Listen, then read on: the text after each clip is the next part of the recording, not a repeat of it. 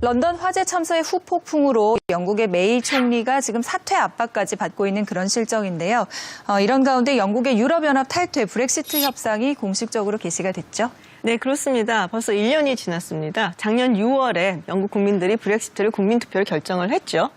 그리고 지난 3월에 유럽연합에 공식적으로 탈퇴를 하겠다라고 통보를 한 상태고요. 리스본 조약 규정에 따라서 2년 동안, 그러니까 2019년 3월까지 모든 유럽 국가들, 그러니까 27개 EU 국가들하고 협상을 하고 협의를 마친 뒤에 탈퇴를 해야 됩니다. 근데 만약에 그때까지 협의가 안 되면 어떻게 되느냐? 그래도 탈퇴를 합니다. 자동적으로. 이른바 노딜 브렉시트가 되는 거죠. 네. 그러면 협상 초반의 분위기는 어땠나요? 사실 이번에는 뭐 협상을 했다 이렇게 보기보다는 일종의 탐색전 아니었냐 이렇게 보시는 게 맞는 것 같고요. 사실 인사나 나눈 정도다 이렇게 볼 수 있는데 사실 메이 총리가 지금 굉장히 어려운 상황이거든요. 정말 최악의 상황인데 그렇죠. 그 이유가 런던 그ren펠 타워 화재도 있었고요. 또 테러가 잇따르고 있기 때문에 정말 악재에 악재가 겹쳐 있거든요. 그래서 앞으로 메이 총리가 과연 브렉시트라는 자신의 목표를 정말 달성해 나갈 수 있을지 저는 좀 의구심이 드는 단계가 아닌가 이런 생각이 듭니다. 그럴 수밖에 없는 것이요. 지금 79명이 최소한 죽었고요. 그다음에 이게 100명까지도 늘을 수 있는 아주 비극적인 참사에 대한 뒷수습이 그야말로 이해할 수 없을 정도로 어처구니가 없습니다. 왜냐하면 그 입장 표명이 12시간이나 지난 다음에 나왔고요. 그리고 처음으로 나온 거고요. 그리고 화재 현장에 가서 안전을 이유로 소방대원들만 만나고 왔습니다. 그래서 메이와 로봇을 합쳐서 메이봇, 그것도 고장난 메이봇이라고 그러고요. 그런 별명을 붙이면서 총리직에서 물러나라 이런 요구가 빗발치고 있습니다. 네. 사실 그 메이 총리가 이번에 이 조기 총선을 하지 말았어야 됩니다. 한 3년 정도 기다렸다 총선을 했어도 충분히 이길 수 있었는데 이번에 이 브렉시트를 하면서 좀 더 이렇게 추진력을 받기 위해서 조기 총선을 했는데 실제로 여론조사하고 다르게 결과는 상당히 실망스러웠죠. 지난해 6월 브렉시트 국민투표 이후 영국은 완전히 둘로 갈라졌다. 국민들을 다시 하나로 모으고 유럽연합과의 브렉시트 협상을 성공적으로 이끌어야 하는 숙제를 넘겨받은 메이 총리. But I want to be clear. What I am proposing cannot mean membership of the single market. 영국의 운명을 결정할 브렉시트 협상. 메이 총리의 선택은 유럽연합의 단일 시장과 관세 동맹에서 완전히 탈퇴하는 하드 브렉시트였다. 유럽연합 분담금 납부 등 중요한 협상 쟁점에서 메이 총리는 영국의 불리한 조건을 절대 받아들이지 않겠다며 유럽연합을 강하게 압박했다. We continue to believe that no deal is better for Britain than a bad deal. But we want a deal. 전격 실시된 영국의 조기 총선. 하드 브렉시트 노선의 입지 강화를 위해 메이 총리가 던진 승부수였다. 하지만 집권 보수당의 과반 의석 확보 실패로 메이 총리와 영국은 브렉시트 협상을 앞두고 최대의 난관에 빠졌다. 네, 이제 하드 브렉시트와 소프트 브렉시트가 정확하게 지금 어떤 차이가 있는지 한번 좀 짚어보고 가죠. 기본적으로 유럽연합의 기본 틀은요. 재화와 용역뿐만 아니라 자본이나 노동도 자유롭게 이동하는 거거든요. 브렉시트는 바로 이걸 깨겠다 이런 뜻이죠. 근데 하드 브렉시트는 뭐냐? 바로 이런 어떤 하나의 시장, 단일 시장을 완전히 깨고 나와서 여기서부터 독립되는 거고요. 소프트 브렉시트는 이 마치 북유럽 국가들, 노르웨이나 아니면 아이슬란드 같은 국가들처럼 유럽연합의 틀로부터는 나와 있지만 대신 일정 금액을 돈을 내고 대신 단일 시장의 접근권을 갖는 거거든요. 사실 이 하드 브렉시트를 한다는 건 결국은 이민 규제, 국경 통제 이런 주권을 회복하기 위해서 결국은 단일 시장 접근권을 포기하는 것 아니냐. 이렇게 볼 수 있는 거죠. 네. 이 하드 브렉시트로 가느냐, 소프트 브렉시트로 가느냐는 사실 계속 논쟁이 돼 왔던 문제거든요. 근데 문제는 이제 메이 총리가 지금 닥친 상황이 문제라는 것이잖아요. 그 협상은 심리전이거든요. 그런데 지금 대표 선수로 나가 있는 메이가 사면초가에 이게 몰리다 보니까 과연 긴 자기 이익을 놓고 협상해야 되는데 여기서 불리하면 결국 이것이 유럽연합에게 사실 우선권과 주도권이 넘어가는 것이 아니냐 이렇게 보는 것이죠. 근데 이제 국내 상황뿐이 아니고 국제적으로도 옛날 같지가 않아요. 사실 1년 전만 하더라도 우리가 완전히 다른 얘기를 하고 있었거든요. 그때만 하더라도 이제 브렉시트 결정 났을 때 드디어 영국이 반세계화의 물꼬를 트고 이제 첫 주자가 되는구나. 그러면 이제 프랑스가 아마 EU를 탈퇴하겠다라는 그런 막 얘기가 있으니까 프렉시트도 나오고, 네덜란드 EU 탈퇴한 넥시트 얘기 나오고, 막 도미노처럼 불끓고, 이제 극우 세력이 유럽을 완전히 뭐 장악을 하겠다. 그리고 거기에 활용 정점을 찍은 게 11월에 미국의 트럼프 대통령 당선이었잖아요. 이제는 세상이 바뀌었다고 했는데 올해 들어서 완전히 또 바뀌었어요. 프랑스에서는 유럽이 합쳐야 된다라는 마크롱이 당선이 되고, 네덜란드에서도 집권 여당이 승리를 하고, 그래서 1년 전과는 완전히 상황이 달라진 거예요. 그래서 지금은 오히려 하나의 유럽, 그러니까 유럽이 통합을 해야 된다라는 여론이 훨씬 더 힘을 받는 그런 상황이 된 거죠. 요즘 유럽을 3M 시대라고 얘기합니다. 왜냐하면 독일의 메르켈 총리, 그리고 영국의 메이 수상, 그리고 프랑스의 마크롱 대통령. 그렇죠? 그런데 2M, 통합론자인 2M, 메르켈과 마크롱은 지금 잘 나가고 있는 반면에 하나 남은 M은 지금 사실상 굉장히 어려움에 처해 있습니다. 메르켈을 보면 최근에 지방선거에서 기독민주당이 완성을 하면서 9월 달에 있을 그 선거에서 사선 연임을 할 가능성이 아주 밝아졌고요. 그 다음에 마크롱 대통령은 총선에서 60%가 넘는 아주 압도적인 과반을 차지했습니다. 사실 지난 5월에 마크롱 대통령 당선된 다음에 메르켈 총리 만났었잖아요. 그래서 지금 이제 둘이 이제 손을 맞잡고 정말 EU를 재건하자 막 이러고 있는데, 홀로 이제 국내에서 인기도 별로 없는 메이 총리가 맞닥뜨리려고 하니까 뭔가 벌써부터 기싸움에 좀 많이 밀린 듯한 그런 느낌이 좀 들어요. 네, 그러니까는 앞으로 이제 뭐 2년 동안 브렉시트 협상을 하는 내내 진짜로 유럽연합 그리고 영국 사이의 기싸움이 계속될 것 같은데, 이 협상 이야기를 조금 더 해보죠. 이제 앞으로 어떤 논의를 하게 되는 건가요? 일단 오는 10월까지 이제 4차례 협상을 하게 돼 있는데요. 아직 가장 시급한 협상들을 먼저 하겠죠. 그 중에서도 뭐냐면 결국 영국에 살고 있는 300만의 EU 시민과 그다음에 EU에 살고 있는 120만 명의 영국 사람들에 대한 법적 지위를 어떻게 규정할 것이냐. I want to reassure all those EU citizens who are in the UK, who've made their lives and homes in the UK, that no one will have to leave. We won't be seeing families split apart. 또 한 가지 중요한 문제는 돈 문제예요. 유럽연합은 예산이 많지 않습니다. 그래서 7년 동안 예산을 다중 예산을 짭니다. 그래서 7년 동안 그 기간 동안 돈을 내야 되는데, 영국이 2020년에 나가도 2년 동안 내야 됩니다. 그래서 소위 우리가 이혼 합의금이라고 하는데 한 1,000억 유로 정도 됩니다. 우리나라도 한 125조 정도, 상당히 큰 돈이죠. 그 문제를 어떻게 해결할 것인가가 가장 큰 문제라고 볼 수 있습니다. 네, 진짜 영국의 쉬운 상황이 아닌 것 같은데요. 네, 영국이 진짜 진퇴양난에 굉장히 어려운 상황에 처해 있다고 보여지는데요.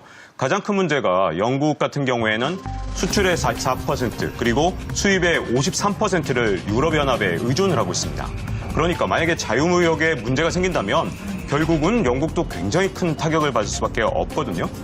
거기다가 이 세계 각국의 이 어떤 금융회사나 아니면 제조업체들, 글로벌 기업들이 헤드쿼터, 본사를 여기다 두고 있는데, 그 이유가 바로 영국에 이 기지를 두고 있으면 유럽연합으로 진출하기가 쉬워서인데, 만약에 브렉시트로 단위 시장이 아니라면 더 이상 여기에다가 본사를 둘 필요가 없거든요. 그런데요, 이거 따지고 보면 지금처럼 이게 뭐 하드 브렉시트냐 아니면 소프트 브렉시트냐, 이 방향도 못 정하고 이렇게 갈팡질팡 하는 거잖아요. 결국은 이 브렉시트를 이끌고 나가야 할 메이 총리의 리더십의 문제가 아닌가 그렇게 생각을 합니다. 이렇게 사면초가에 빠져서 이걸 결국 협상을 이끌고 가지 못한다면 아무것도 소용이 없죠. 그렇다면 결국 메이 총리가 이 브렉시트 전에 이 협상을 얘기하기 전에 자기의 리더십을 회복하는 것이 관건이겠죠. 우선이겠죠. 자, 오는 7월이면 영국에서 메이 총리가 취임한 지 1년이 되는데요. 각종 악재로 인해서 위기에 몰린 메이 총리가 브렉시트 협상 과정에서 생길 많은 난제들을 어떻게 풀어갈지 큰 숙제가 남아있는 것 같습니다. 이렇게 보는 것이죠. 근데 이제 국내 상황뿐이 아니고 국제적으로도 옛날 같지가 않아요. 사실 1년 전만 하더라도 우리가 완전히 다른 얘기를 하고 있었거든요. 그때만 하더라도 이제 브렉시트 결정 났을 때, 드디어 영국이 반세계화의 물꼬를 트고 이제 첫 주자가 되는구나. 그러면 이제 프랑스가 아마 EU를 탈퇴하겠다라는 그런 막 얘기가 있으니까 프렉시트도 나오고, 네덜란드 EU 탈퇴한 넥시트 얘기 나오고, 막 도미노처럼 불끓고, 이제 극우 세력이 유럽을 완전히 뭐 장악을 하겠다. 그리고 거기에 활용 정점을 찍은 게 11월에 미국의 트럼프 대통령 당선이었잖아요. 이제는 세상이 바뀌었다고 했는데 올해 들어서 완전히 또 바뀌었어요. 프랑스에서는 유럽이 합쳐야 된다라는 마크롱이 당선이 되고, 네덜란드에서도 집권 여당이 승리를 하고, 그래서 1년 전과는 완전히 상황이 달라진 거예요. 그래서 지금은 오히려 하나의 유럽, 그러니까 유럽이 통합을 해야 된다라는 여론이 훨씬 더 힘을 받는 그런 상황이 된 거죠. 요즘 유럽을 3M 시대라고 얘기합니다. 왜냐하면 독일의 메르켈 총리, 그리고 영국의 메이 수상, 그리고 프랑스의 마크롱 대통령. 그렇죠? 그런데 2M, 통합론자인 2M, 메르켈과 마크롱은 지금 잘 나가고 있는 반면에 하나 남은 M은 지금 사실상 굉장히 어려움에 처해 있습니다. 메르켈을 보면 그 최근에 지방선거에서 기독민주당이 완성을 하면서 9월 달에 있을 그 선거에서 4선 연임을 할 가능성이 아주 밝아졌고요. 그 다음에 마크롱 대통령은 총선에서 60%가 넘는 아주 압도적인 과반을 차지했습니다. 사실 그 지난 5월에 마크롱 대통령 당선된 다음에 메르켈 총리 만났었잖아요. 그래서 지금 이제 둘이 이제 손을 맞잡고 But we want a deal. 전격 실시된 영국의 조기 총선. 하드 브렉시트 노선의 입지 강화를 위해 메이 총리가 던진 승부수였다. 하지만 집권 보수당의 과반 의석 확보 실패로 메이 총리와 영국은 브렉시트 협상을 앞두고 최대의 난관에 빠졌다.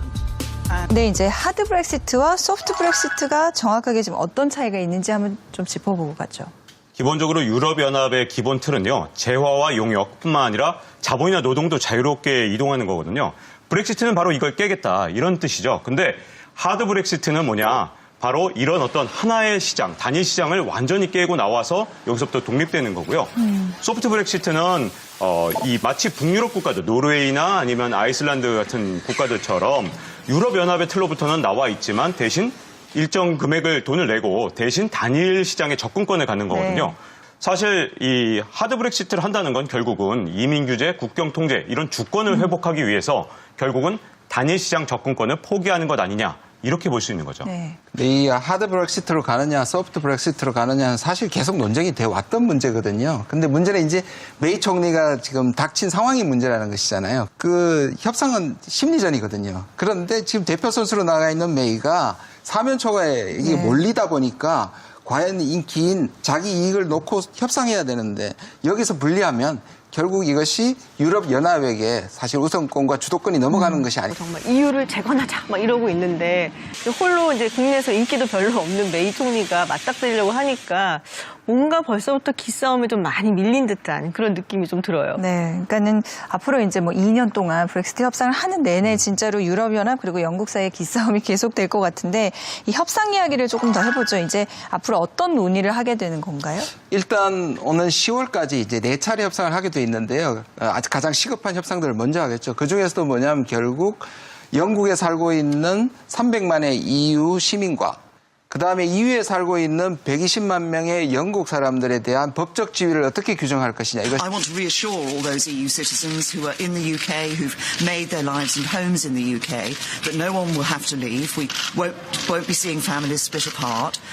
또 한 가지 중요한 문제는 돈 문제예요. 유럽연합은 예산이 많지 않습니다. 그래서 7년 동안 예산을 다중 예산을 짭니다. 그래서 7년 동안 그 기간 동안 돈을 내야 되는데 영국이 2020년에 나가도 2년 동안 내야 됩니다. 그래서 소위 우리가 이혼 합의금이라고 하는데 한 1,000억 유로 정도 됩니다. 우리나라도 한 125조 정도 상당히 큰 돈이죠. 그 문제를 어떻게 해결할 것인가가 가장 큰 문제라고 볼 수 있습니다. 네, 진짜 영국의 쉬운 상황이 아닌 것 같은데요. 네, 영국이 진짜 진퇴양난에 굉장히 어려운 상황에 처해 있다고 보여지는데요. 가장 큰 문제가 영국 같은 경우에는 수출의 44% 그리고 수입의 53%를 유럽연합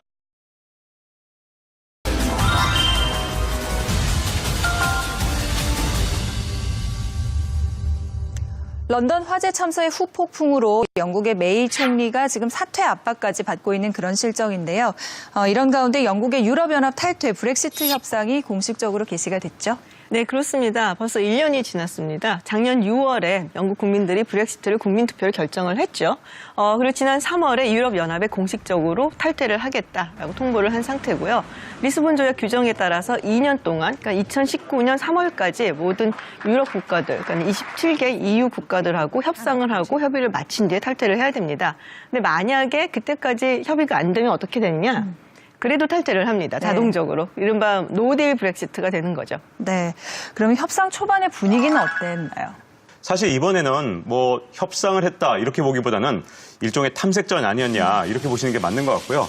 사실 인사나 나눈 정도다 이렇게 볼 수 있는데 사실 메이 총리가 지금 굉장히 어려운 상황이거든요. 정말 최악의 상황인데 그렇죠. 그 이유가 런던 그ren펠 타워 화재도 있었고요. 또 테러가 잇따르고 있기 때문에 정말 악재가 겹쳐 있거든요. 그래서 앞으로 메이 총리가 과연 브렉시트라는 자신의 목표를 정말 달성해 나갈 수 있을지 저는 좀 의구심이 드는 단계가 아닌가 이런 생각이 듭니다. 그럴 수밖에 없는 것이요. 지금 79명이 최소한 죽었고요. 그다음에 이게 100명까지도 늘을 수 있는 아주 비극적인 참사에 대한 뒷수습이 그야말로 이해할 수 없을 정도로 어처구니가 없습니다. 왜냐하면 이 입장 표명이 12시간이나 지난 다음에 나왔고요. 그리고 처음으로 나온 거고요. 그리고 화재 현장에 가서 안전을 이유로 소방대원들만 만나고 왔습니다. 그래서 메이와 로봇을 합쳐서 메이봇, 그것도 고장난 메이봇이라 그러고요. 그런 별명을 붙이면서 총리직에서 물러나라 이런 요구가 빗발치고 있습니다. 네. 사실 메이 총리가 이번에 이 조기 총선을 하지 말았어야 됩니다. 한 3년 정도 기다렸다 총선을 했어도 충분히 이길 수 있었는데 이번에 이 브렉시트를 하면서 좀 더 이렇게 추진력을 받기 위해서 조기 총선을 했는데 실제로 여론조사하고 다르게 결과는 상당히 실망스러웠죠. 지난해 6월 브렉시트 국민투표 이후 영국은 완전히 둘로 갈라졌다.